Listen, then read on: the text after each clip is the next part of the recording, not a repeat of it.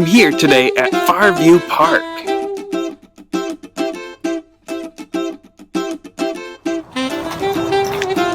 Just taking in the beautiful pond in front of me.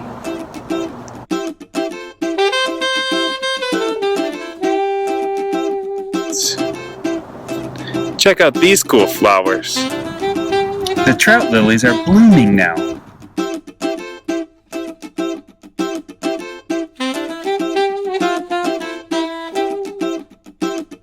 Somebody built this really cool lean-to fort. A teeny tiny tree. Another really cool bridge. A bridge for people and for horses. If it's a little muddy or mucky, use the balance beams. The highlight of the park is this cool dock on a pond. The steps are roots.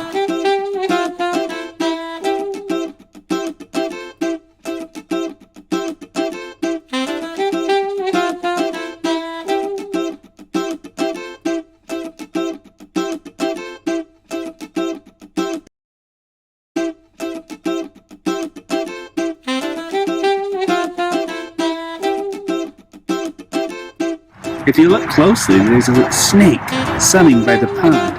Here's another snake not far down the path.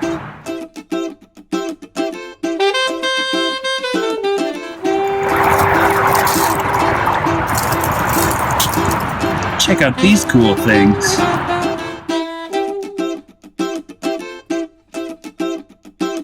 The base of this tree looks gold.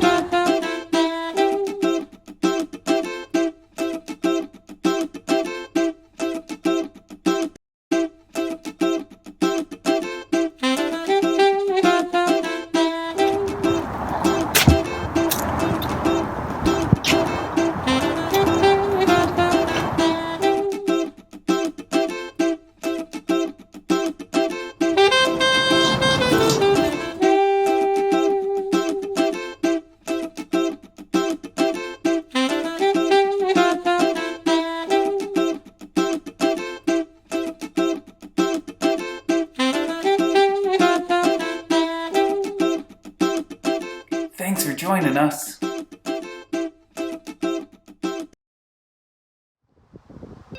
Hi everyone, welcome back to Fitness Fridays with Miss Katie. This week it's a little easy because it was supposed to be tulip time. We are going to do fitness stations that spell out the word tulip.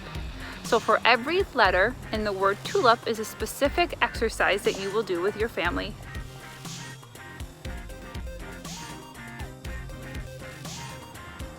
Everybody will go through the word tulip twice, but the repetitions, the amount of exercise you do for each, is different for each grade level.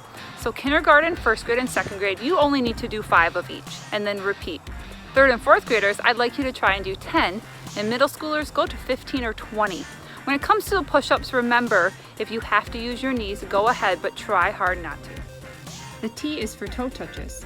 Start in the standing position, keeping your knees straight, bend at the waist, down and touch your toes, and slowly come back up to the standing position. If you can't get all the way down to your toes, just get as low as you can and then repeat. The T is for toe touches. Remember, don't bend your knees. 1, 2, 3, 4, 5. The U is for you pick. You pick your favorite exercise. Jumping jacks. 1, 2, 3, 4, 5, 6, 7. The L is for lunges. Start in the standing position with your right foot forward and your left foot back. Bend knees to lower the body toward the ground. Keep that front knee behind the toes and be sure to lower straight down and not go forward. Pushing with your front heel, push back up to the starting position, then switch legs and repeat. The L is for lunges. Switch legs. 1, 2, 3, 4, 5, 6. The I is for inchworm. Start in the standing position, then reach arms toward the ground and walk your hands away from your feet, ending in the plank position. Slowly walk your feet back to your hands and stand up and repeat. Your movement should look just like an inchworm. You can do this very slowly or fast, it is up to you. Hey, the inchworm, you go down, move your hands to plank position and your feet will follow. 1, 2,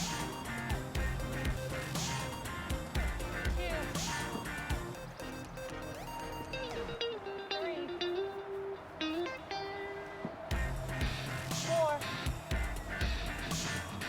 4, 5. The P is for push-ups.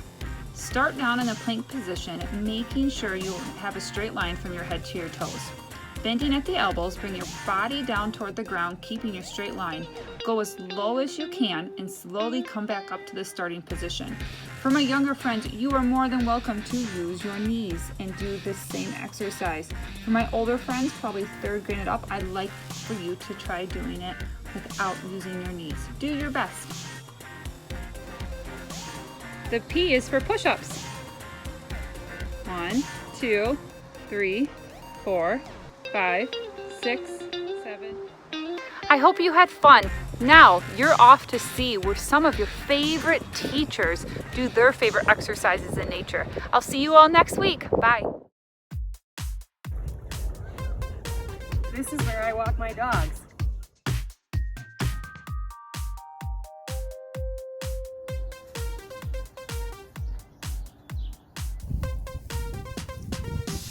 This is where Nico and I play his favorite game. Okay. Hello friends, welcome back to Exploring with Miss Emily. This week is all about flowers. It is spring and they are popping up everywhere.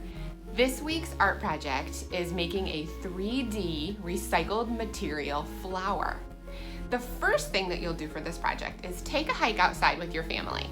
Look for as many wildflowers as you can. Take note of those flowers. If you want to take pictures of them, you can, but notice the petals, notice the leaves, the stem. All the flowers are so different and unique, and check out that uniqueness of each flower that you can find. The second thing that you're going to do when you get home, walk around your house and gather recycled materials. So just stuff around your house that you could use to make a flower out of, things that maybe you would have thrown away otherwise. I'll show you what I found. I found 3 empty toilet paper rolls. I found a Pringles can. I found an egg carton, and I noticed the circular shape to the bottom there, and so I thought that might be kind of cool for my flower. On my hike, I went out to the beach this past weekend and I was able to find some driftwood, so I found a piece of driftwood, board, rubber band, I found a piece of fabric. If you want to use markers or crayons or paints even to paint your materials before you get started so that your flower has color on it, you could totally do that, but you do not have to, just if you have that around. So those are the materials that I've found so far.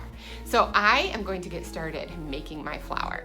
You will also need glue, scissors, tape, whatever you want to use to cut up your materials and put them together to make your flower. If you are using hot glue, please ask a parent or an older sibling to help you, okay? I'm gonna go get started on my 3D flower. You guys, I'm not gonna give you a lot of direction on how to create your flower because I want you guys to be as creative as you can this week, okay? You guys are the artists and there's no right or wrong way to do it. You're just inventing your own flower and making it. Fun, right? All right, I'm gonna show you the pictures that I found of flowers on my hike, and then I'm also gonna come back and show you my flower. Have fun.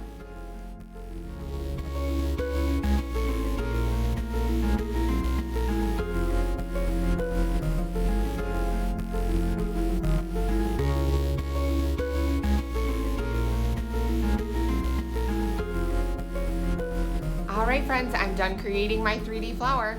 I ended up using the driftwood, the fabric. You can see that I cut it into pieces and I used a glue stick to glue it around the stick. I used the toilet paper roll. I used 1 toilet paper roll and I cut it up. I cut it and then I taped it down here to the base of the stick. You can see that I cut the top of it to make petals, and I colored them to add a little bit of color to my flower. Inside my flower, you can see the top of the stick poking out, and I can imagine that that's going to attract bees. They're going to go in there to collect nectar. I also love the way that these stick out here, the little parts of the driftwood.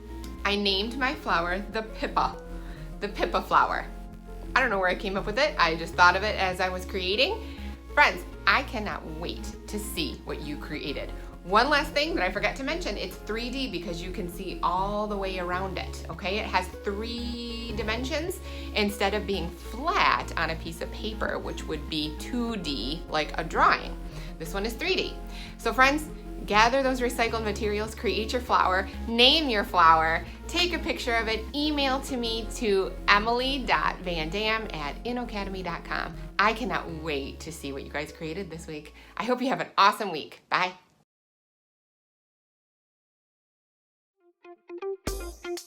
While tulip time is canceled this year officially, the tulips will still bloom.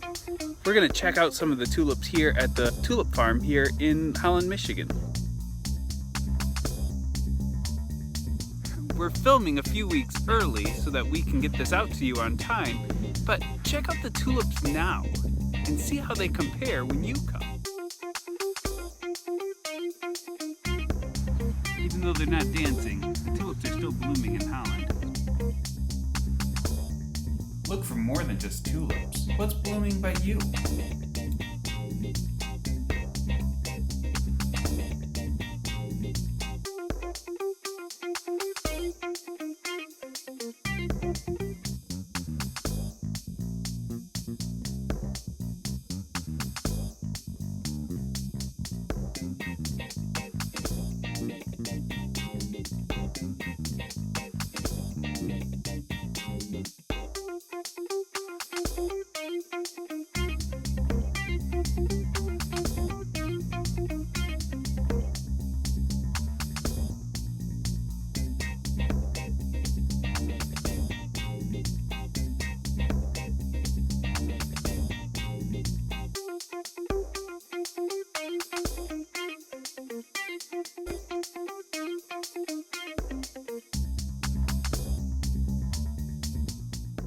Make your own photo collage as a family.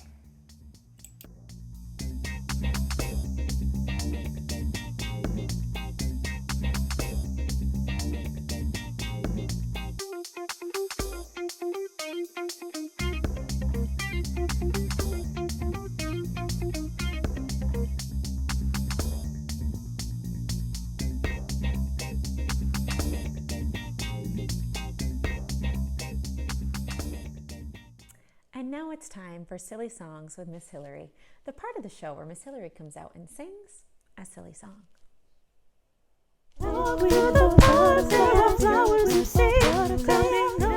This week is all about the ostinato. Well, the ostinato and flowers, really flowers. But anyways, what's an ostinato, you ask? My older friends should know this. An ostinato is a repeated pattern in music. Sometimes those patterns might be melodic, like la la la la la la la la la la. Sometimes they might be rhythmic. It's a repeated pattern. Today, our silly song uses both the ostinato and flowers, puts them together in a very special way that I think you'll enjoy. Let's take a listen.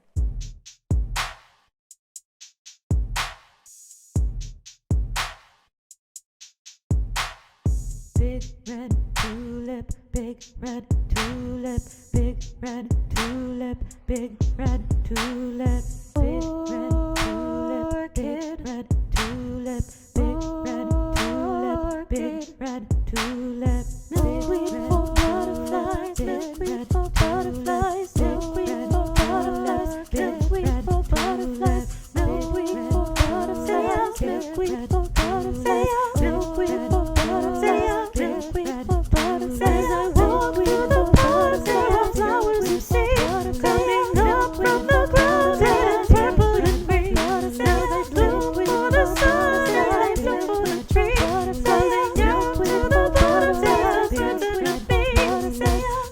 with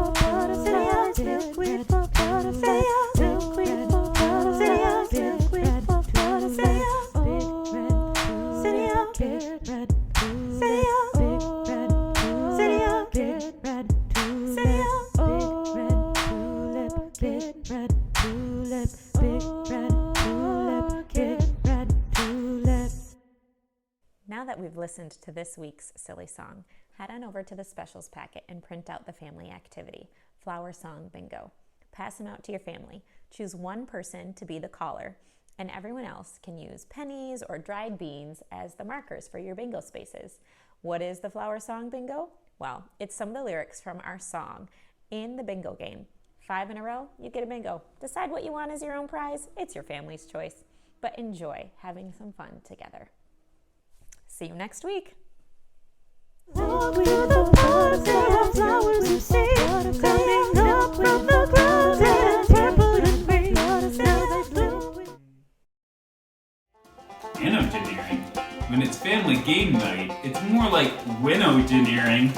Read 'em and weep, ladies and gentlemen. 3 of a kind. Hi there.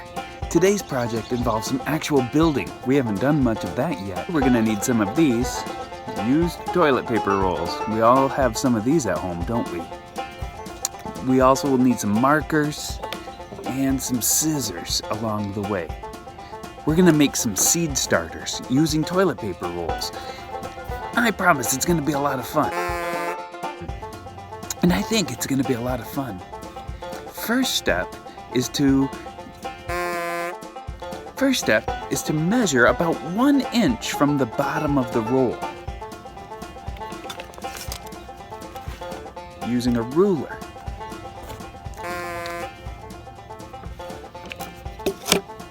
I made a mark like this. And I'm just gonna draw some lines. And what we're going to do is we're gonna cut about 8 or 10 of those little lines. 2, 3, 4, 5, 6, 7. 8 looks about right for me.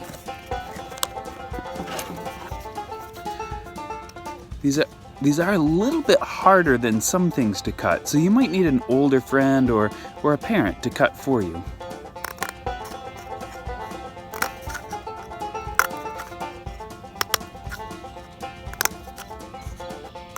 You can hear the birds chirping all outside in my backyard here. Love my backyard.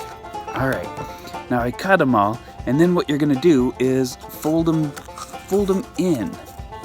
Like this.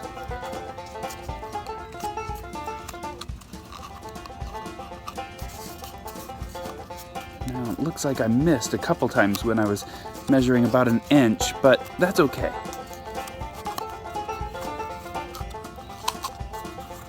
When you fold them in like this, that allows some water to go through, but not a lot.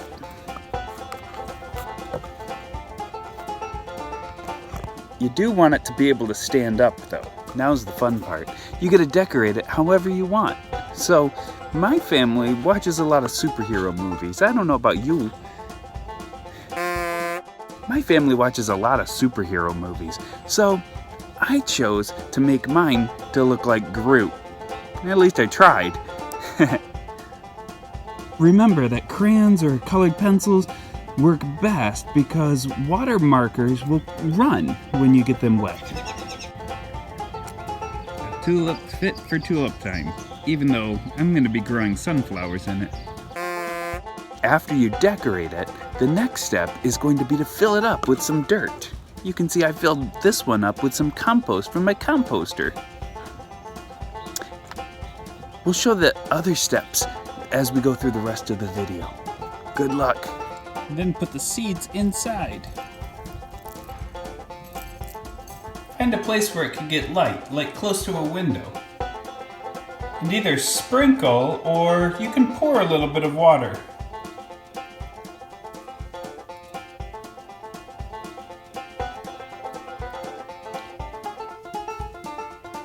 We'll want to keep it nice and wet, but not soaking wet.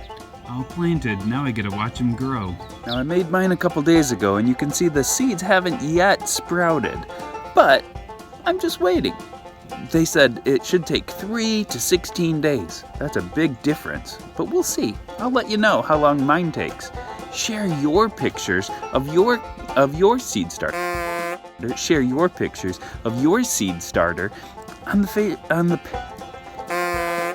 share your pictures of your seed starter on the parent Facebook page or email it to me. Where in the world is Miss Sharon? Going to a country where there are lots and lots of tulips. We're going to the Netherlands. And if you remember Spain down here, we're going to go straight north to the Netherlands. It's about 900 miles from Barcelona to Amsterdam. Amsterdam's the name of the town that we're going to start in. And Amsterdam is a city that has lots and lots of canals that you can go along and see all the buildings along there. It also has a lot of really good museums, the Van Gogh Museum and a Rembrandt Museum. But we're going to take a little side trip. We're going to go to the Keukenhof Tulip Farm. And if you go online and you look for Keukenhof Tulip Farm, you can take a little tour through Viator, which is a tour company. It gives you an idea of everything that they have there. They have more than 7 million tulips. So that's a lot of tulips. So today we're going to talk about how to draw and finish a tulip.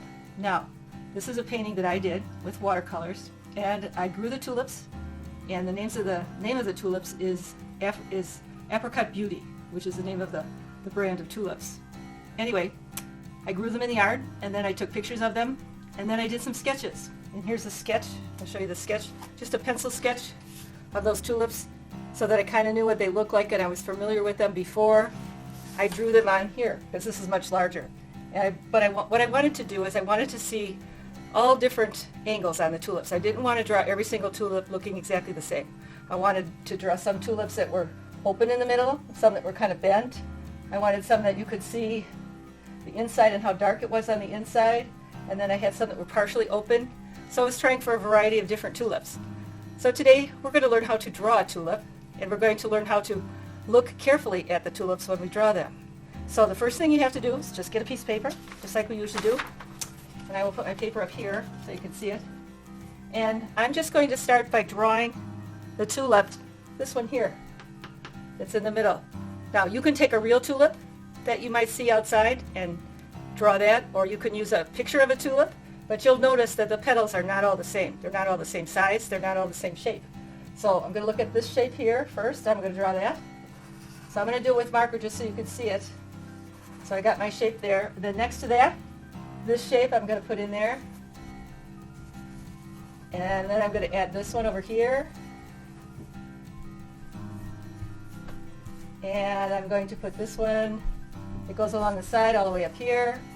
And then I'm going to put my stem on down here. So right now, I have the outline of my tulip shape. Then I'm going to add the color. Now, even though this is all an apricot color orange, is that the same color all the way over it? No. Every part of the tulip has different values. Some are dark and some are light. So I'm going to do this in different shades of pink so that you can see the different values. And I start out with the lighter one first. So I'm going to color that in with my crayon light. You don't want to do it too dark. And that's going to be my lightest value, which is right in there. Now when I get that done, then I'm going to add the next darkest one. Well, this one and this one are kind of the same, but I'm going to get a little darker. So I can add the crayons in there. I can press down a little harder. But one thing you can do with crayons is you can blend them. You can put one color on top of another. So I'm going to do that. I'm going to add another color on top of it to make it a little darker. So you're going to have a little bit darker value here, right next to the light one there. Now can you see the difference between this petal and that petal? Yes.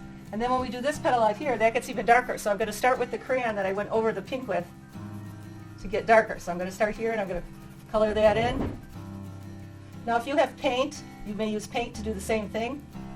But if you have crayon, it works just as well. So now that one got a little darker. Now if I want to get even darker, I can add another color to it. I can go on top of that color. So you could put one color of crayon over another color. You don't have to just use one color. And you can kind of see there's a shadow in here, so I'm putting that little shadow in there. Now this one up here gets even darker. So I'm going to start with that darker rose color. And this is just one box of 24 crayons. It's not a huge box of crayons.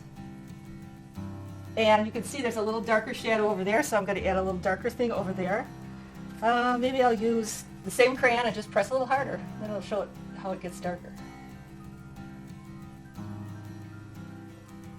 So now we have 1, 2, 3, 4 petals done. How about this one over here? There's a dark part and a light part. So we can put the dark part on, and then we can add the lighter part.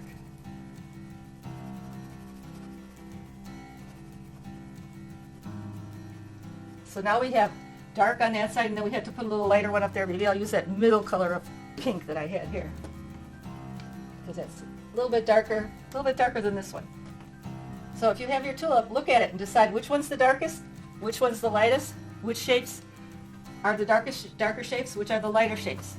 And then, when you're ready to go on to the leaves, if you want to draw some leaves around your tulip, you're going to do it the same way. I finished this one so you can kind of see. That's this part of this leaf right here. So what you're doing is, you're starting with the lighter color. Maybe I should move it down a little bit so you can see it better. There we go. This part here is the lighter part, and then it's a little bit darker green, a little bit darker, and then real dark along the edge to show the different values. Instead of coloring it all the same color, look for all the little differences in there. And if you want, you can start with a sketch first. And I did the same thing with the sketch. I have some darker and lighter areas in my sketch. You can start with that first. You can start with a real tulip. But if you want to just do one to start out with, see how it turns out, then add some more. Every time you add another one, see if you can draw it from a little different angle, like I did. I think you could try that. You could try making all different kinds of tulips. Now, there's also one thing I want to share with you. If you go to Amsterdam, they have some really interesting things to eat. My favorite thing that I got to eat there is called a stroopwafel. If you can see that, it looks like a little waffle on the outside. And on the inside is caramel and vanilla flavoring. And I like to warm them up a little bit, and then the caramel is nice and gooey. But they're very tasty. That's something they have in Amsterdam. And they make them different ways. Sometimes they put ice cream in the middle if you go to special stores. Sometimes they have chocolate on them. But this is the traditional one, the stroop. It's called a stroopwafel. Okay? So, make sure that you get a chance to visit Keukenhof Gardens and see what it's like there. I've included that link so you can just check it out.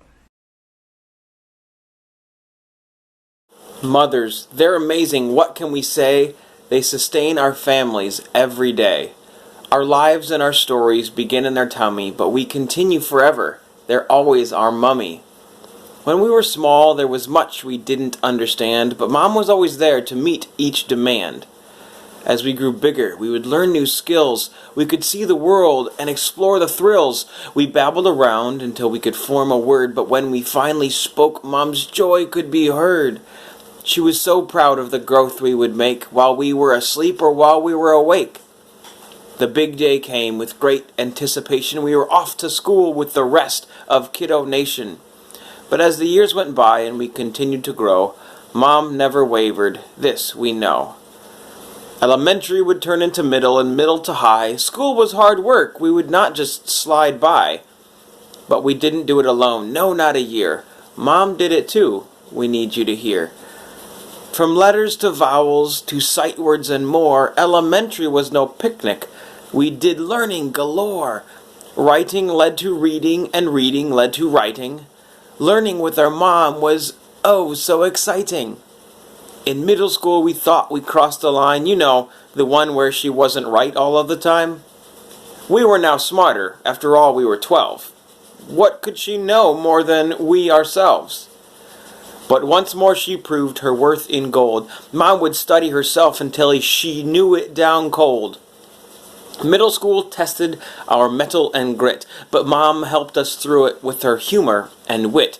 As we took the high leap and became little freshies, life and the seniors looked so big and so messy. But Mom was not shaken. She was steady and sure. She had already done this high school thing before. Maybe she forgot both chemistry and physics, but she nailed AP Finance and Intro to Business. Whatever it was, Mom would help with each assignment, and she wouldn't forget about the grammar alignment. Let's face it, school without Mom would be a total disaster. She showed over and again that she was the master. Well, we would be here for days to simply try and count the ways that Mom helped us grow into what we now know. But we will go back to the start and speak a phrase from our heart, a truth Mom would say almost every single day. Hear these words well, Mother. You shine like no other. So here it is, strong and sweet. We say it back to you in loving repeat. I love you, my dear, you will always be near. In my heart you can know, there you will grow. From birth until the end, you are both family and friend. No matter what you might do, I will always love you.